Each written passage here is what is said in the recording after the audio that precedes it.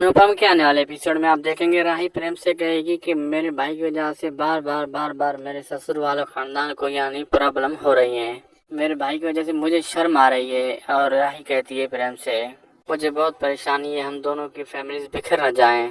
गौतम कहता है कि पूरा पूरा खानदान यही आना चाहता है, वो उस पे डोरे डाल रही है वगैरह वगैरह। गौतम कहता है लेकिन मैं ऐसा होने नहीं दूंगा, आई प्रॉमिस, बर्बाद कर दूंगा उन्हें जब तक वो पाई पाई वापस नहीं कर देते। किंजल जेल में ही रहेगी।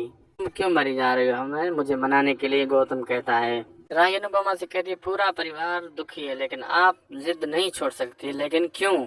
और कहती है कि लोग कहते हैं ना इंसान मिट्टी के बना है, लेकिन मेरी माँ पत्थर की बनी हुई है। तो कहती है कि अभी भी टाइम है मम्मी, संभल जाइए। और अनुपमा ये सब कुछ चुप खामोश होकर सुन रही होती है। और बस कीजिए वरना जैसे अपनी बेटी को आता सब कुछ ऐसे सबको खो देंगे आप।